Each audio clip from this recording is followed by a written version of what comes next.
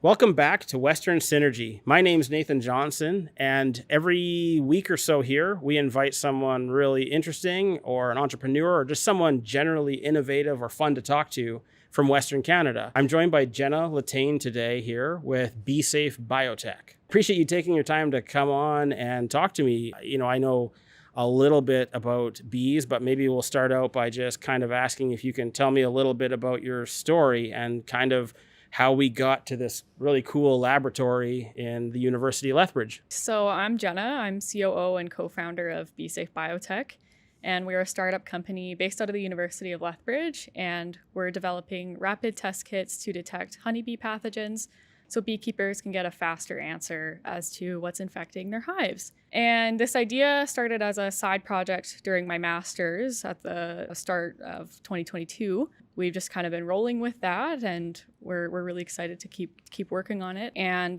this is my last semester, and I'm really excited to be finishing up that and transitioning into running this business. So when you were younger, and you were mentioning you grew up in an ag town, was there an interest in bees, or is this a newer thing that you were exposed to, or yeah. Insect category? Yeah. Okay, it's actually really funny. So yeah, I grew up in an agriculturally centered town. My dad was a farmer, but I was actually afraid of insects when I was little for a long time. And so doing a bee project kind of surprised me. If I talked to myself 10 years ago, there's no way I would have said that I would be working with bees. When I was thinking about what to do for my project, I wanted to do something agriculturally related and kind of got stuck on bees because of all the issues that have been happening, in the news. Their colonies have been collapsing, they've been dying, and populations are decreasing every winter. And just seeing that, I was inspired to do a bee project. And in my lab, Dr. Trushar Patel in the biochemistry department here, they all work on viruses, and most of them work on human viruses. And so I'm the only one who does a honeybee virus. And we all look at how the viruses are capable of interacting with their host. And then based on those interactions and also just learning more about the specifics of the viruses, we can develop therapeutics to treat the viruses, which is something that currently doesn't exist for honeybees. So you used to be scared of insects, and now you're going to cure them. Do you still just for fun, do you have to suit up and go hang out with not bees often. Sometimes? But it happens? Yeah, not often. Of course, everyone's going to want to know how's that for you? It was it was a little nerve-wracking at first. Yeah. But once you kind of relax into it, it's pretty cool. It's pretty interesting. But Dr. Shelley Hoover at the university, she has a bunch of honeybee hives here around campus. So I've gone out and got some samples from her, and she gets me samples as well. And but I don't get to go out too often. I would definitely like to go out more. Nice. Yeah. And so the big thing that your company is trying to do is reduce, just you say that word rapid test probably brings back PTSD in a lot of people. So maybe we could reband it with quick verification of illness or something. Yeah, kits. yeah, Quick verification yeah. of illness kits. That's a good acronym that we could use. Yeah. But the rapid test that you're doing for the bees is to help agricultural people work with reducing that time for them to diagnose and take action, right? Yes. Yeah. Is that becoming obviously it's helpful, but can you maybe talk about what the benefits are that you would kind of portray to the public, right? A lot of our audience is going to be consumers of the ag industry, right? They're going to be the ones eating food and stuff like that. Could you maybe talk a little bit more in a general sense about what the benefits are of reducing that treatment time, obviously aside from the obvious, right? Reduced treatment time helps everything. Yeah. Maybe what kind of the benefits that are provided. I mean, obviously, yeah, it saves time, like you said. And because of that, it also saves money in the end. Because if they can test sooner, they can take appropriate measures to isolate their colonies, do more sterilization methods because, like I said, there's no drugs, there's no therapeutics to treat the viruses right now, but there are some measures that they can take to mitigate the spread of any infections. And so having that extra time can help them potentially save their hives in the end, by separating them from all the other hives to make sure that nothing spreads. Sometimes the viruses are asymptomatic, and so they won't show any visible signs of having an infection. And that's when it can be really dangerous because these diseases can be spreading around, but they don't know. And then when the levels get high enough is when they start to show those symptoms. And by then it can potentially be too late if the levels are high enough to really do anything, and your colonies will just die. Okay. And so having that extra time, especially if there's no symptoms shown, they can isolate their colonies and potentially save a colony. And so by doing that, it saves a lot of money because then they don't have to replace their colonies if they collapse, and they can, save that time to do pollination services, get their honey, et cetera, et cetera. Okay, so from a business perspective then, are you guys going to be like a product-based business or a service-based business? So a little bit of both. We will be product-based, will be the main thing. We're also thinking about doing specific like contract research, where if some beekeepers do want more specified testing, like quantitatively, because our test will just be qualitative. It's based on a color change, really, so you just see it by eye. But if they do want a little bit more specific testing, we'd be able to offer that. Maybe talking a little bit more from the business proposition part of this, is the idea that a beekeeper is going to buy multiple kits from you, or farm or whatever it happens to be, is going to buy multiple kits from you, and then they're going to keep refreshing their kits? Or is there like, when you say that there's research and stuff that they can do, will you guys also be providing like support and understanding on like how to apply the therapeutics or the medicine or things like that? Our long-term goal is to be involved in that, and to kind of have almost like more education-based offerings. Especially when we're launching these kits, we do want to go out to the beekeepers' hives and show them how easy the kit is to use and that they can do it themselves, and kind of get our name out there even more than we have been doing already. But eventually for the future, we would like to have, really good customer service and have that kind of face-to-face aspect as well. And if people need advice, then eventually we could give that to them as well once we kind of expand more. Is there a interest from the agricultural community for this right now that you guys have been engaging with? Yes. So we were actually this fall, we were a part of the Lab to Market Validate program, which helps with market analysis and customer discovery. And so we did 60 customer interviews with beekeepers from Western Canada. And a lot of people are showing interest in having a product like this, and they think that it would be really helpful for saving money and saving time. So what's the existing market right now for this? So if I'm a beekeeper and I have a colony and I'm concerned about their health, what am I currently doing? Most beekeepers, not all of them, because of prices, they might not do it. They send samples away to molecular diagnostic laboratories. And so you basically just ship your samples away and they'll do the testing for you, and then you get your results back, and it is quantitative. And so that's basically the main method that people use right now to do their testing. There are some rapid test kits that exist for viruses. There's one that's sold in Europe, but we can't get it in North America right now. And then there's also a bacterial kind of rapid test strip that exists on the market right now as well. So your business is now at the point where I think we've kind of explained to our audience here that you're in the laboratory prototype phase.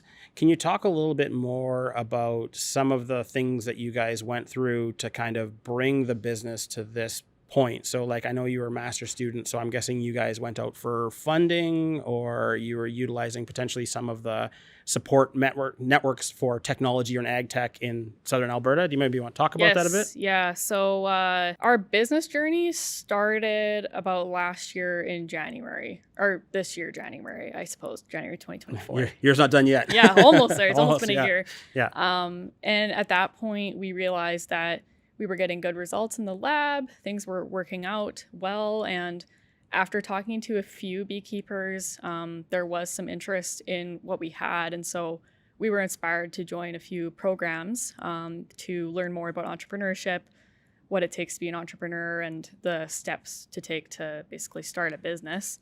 And so after doing that, we became really interested in it. And so we did a few other programs, like I said, Lab to Market, and there was also SVG Thrive. We did their Studio Sprint, which helped with making our business model canvas and doing more of that kind of business planning, preparation oriented stuff.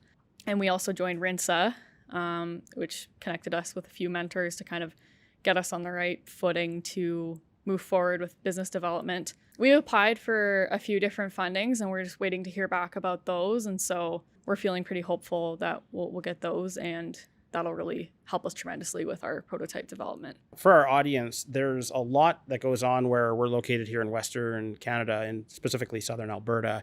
Agriculture and ag tech is a really big, very critical part of what we do. And it's super exciting that there is funding available for companies like you to take ideas that may not ever come into existence without this type of funding, because I don't think bee rapid test kits is something you can start on Etsy. It needs a little more help to get going, and also the resources required to do that type of research I think are a little bit outside of the reach of a garage. So it's nice being at the university because there is rentable lab space that we can use to do our prototype development. So it's really handy being in this space. So as your company kind of goes past, like you have the prototype phase and then you go into the client phase, what is kind of the maybe some of your future plans for BeeSafe? Is it always going to be bees, or will it ever be other animals or insects maybe? Like, I don't know what the spectrum is. Yeah, so we want to focus heavily on bees right now, and we're focusing on viruses just to start.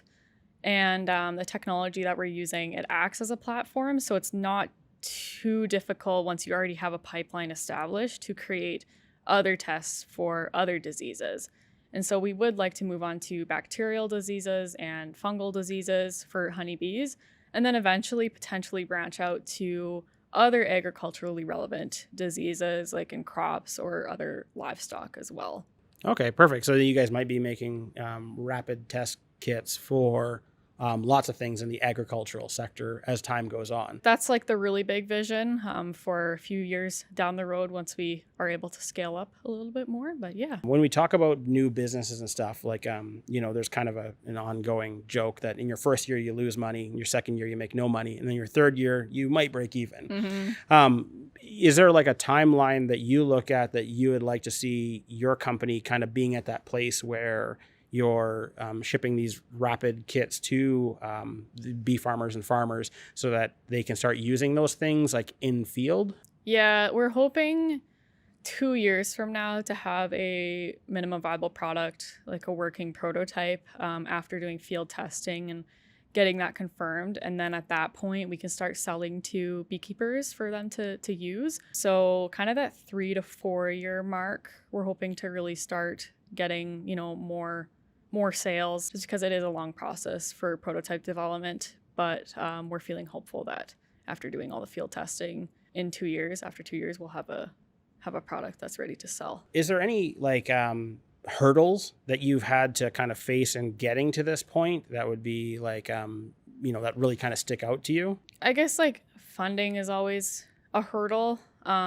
But like I said, we have applied for some and we're feeling pretty hopeful about it. But that's always kind of a hard thing to navigate, because if you don't get funding, it's pretty difficult to make any prototypes, right? You need that money.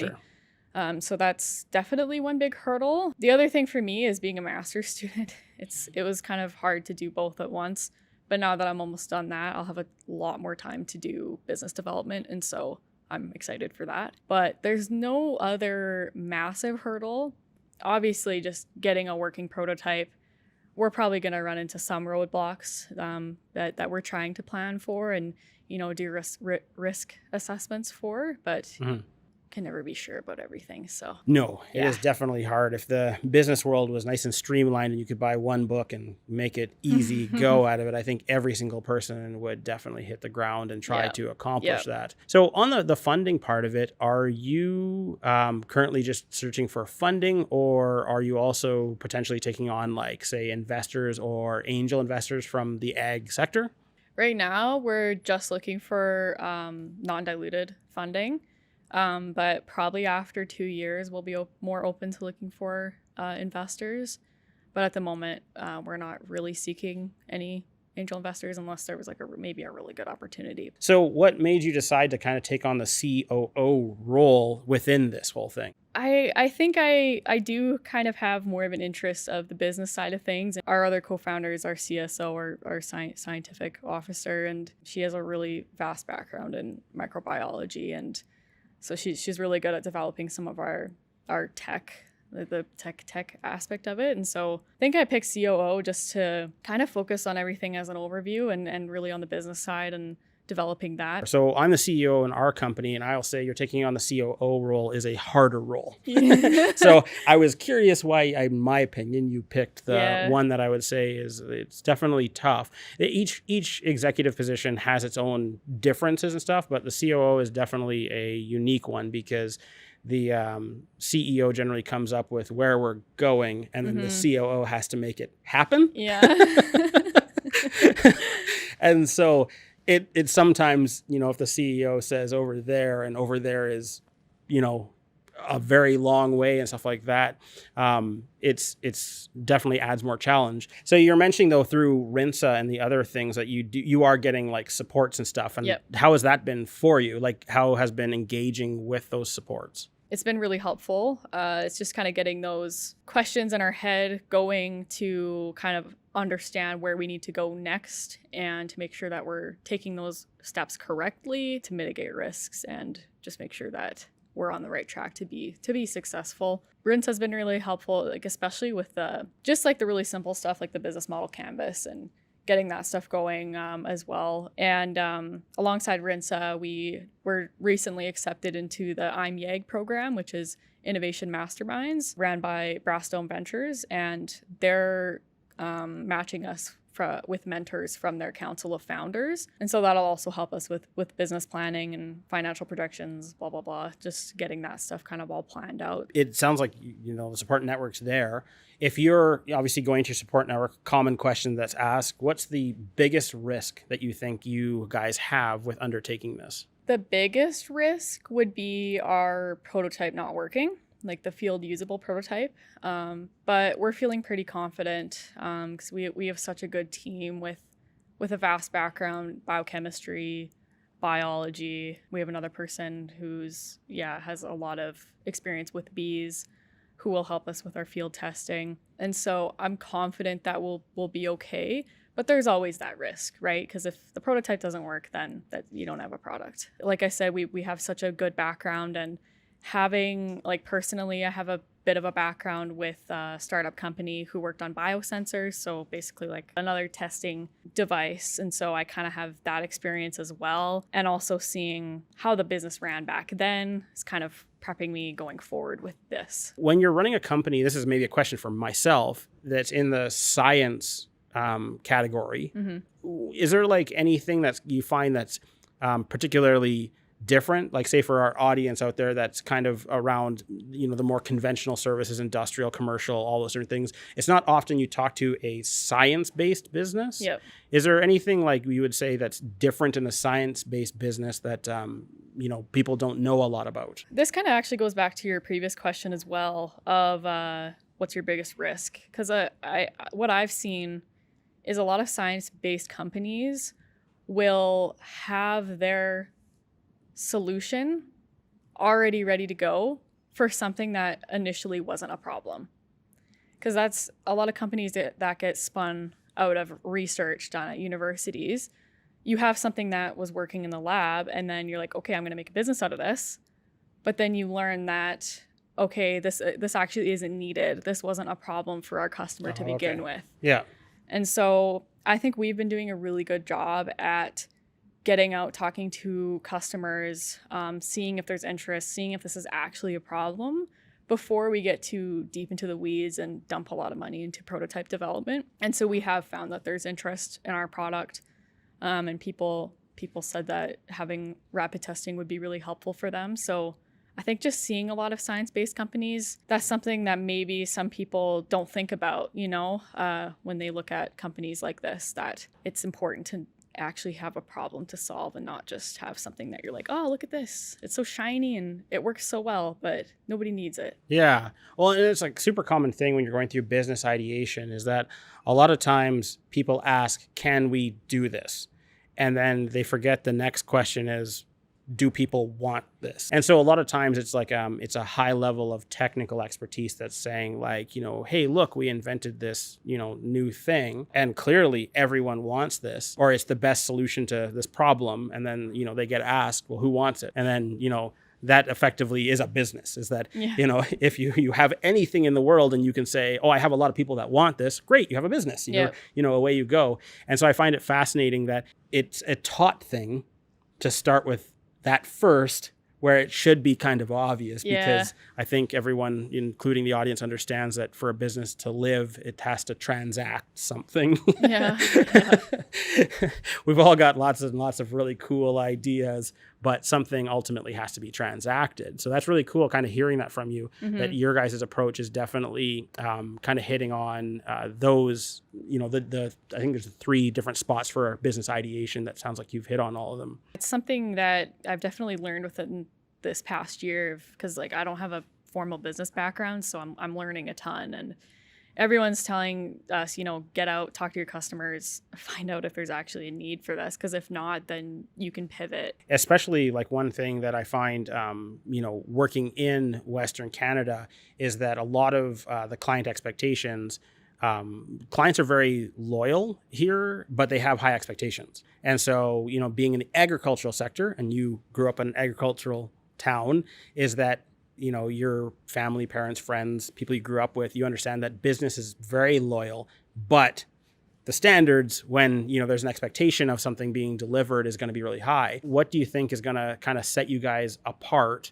for kind of going into this? Is it just strictly you guys are leaning into the fact that these rapid test kits don't exist? That's part of it, is having a product that doesn't exist or isn't widely available for everyone. And then I think another part of it is having that customer face to face and having that trust built with those customers, which is what we're really trying to do, getting out, talking to beekeepers and going to events and, just getting to know them. And so they can trust us, and they can trust the products and the services that we're giving to them. And so I think that's kind of what sets us apart, is we're really trying to get out there, listen to their problems, and understand what we can do to help. Would you make any like recommendations or have any advice for people that want to eventually stay in the science category and then go into science business? Like, I guess advice I would have is get out there, talk to people. Your network is really important. Would you recommend like a specific type of people? Like to start, faculty is really good. I think getting out and doing undergrad research is really good. Like I did independent studies at the university, which paired me with a professor and with a master's student. So I got to do hands-on work, which a lot of other universities, it's harder to be able to do that. But it's promoted really heavily here in Lethbridge. And so doing that, I think is helpful to kind of start getting that network. Once you get to know more people, go to conferences, you get to meet lots of other people, and then you might get more connections that way to do maybe cooperative education work terms, co-op work terms, to expand your network even more, which is how I landed a position at that other startup company that I worked at as an undergrad. So yeah, I think just getting out there to kind of get your name around. And then if you do have an interest in business, the university here does have a lot of nice programs to kind of dip your toes in to see if it's something for you. Like I took the trailblazing program through the Agility Center here. That was kind of my first dip into more formal learning about the steps needed to take to go forward with entrepreneurship. And that kind of really made that spark ignite more. And so if you have any sort of interest in that, I would say just kind of get out there, see what courses you can take to learn more and who you can meet to help you get in the right direction. It's really kind of critical for people to be able to understand what is more about the journey and the similarities, because the advice that we always give out to people too is when we get asked is that, like, number one is work on your communication skill. If you're not talking to people, stop doing what you're doing and go talk to people. And if you're running a company and the amount of time that you're doing something isn't matched up with the amount of time that you're, say, maybe like taking action or building your network and stuff, you're going to get stagnant a little bit quicker than normal. So your advice, I think, is really, really sound for people kind of coming up. So based on everything that we've talked about today, you've covered quite a lot of subject matter for, someone who is just on their way into the beginning part of, the success in the hopefully corporate world or science world. Kind of asking about the elephant in the room when it comes to businesses. What's your thoughts on artificial intelligence in the industry you're in? I think it could definitely be incorporated into what we're doing in the future. I don't have a background in AI at all, so I can't comment too much on it. But I think it's really interesting to see where things are going and how people are using it, incorporated into ag tech especially.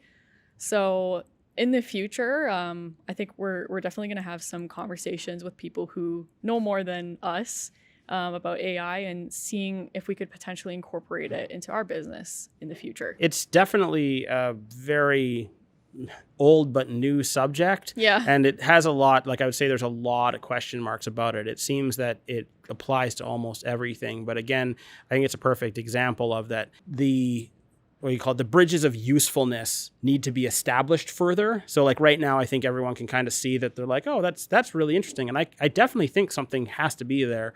But, creating that bridge that you can drive a truck across is much different than making a bridge where, in the metaphor I use it, walk across, which to me exists. That's ChatGPT. All of us are walking across it, but we don't have a bridge where we can drive a train across it and use AI at a mass level, right? And I think especially with our business, because what I've kind of seen in the ecosystem is a lot of people are just pumping out AI-based companies, and a lot of them, I don't know if there's a lot of substance to them.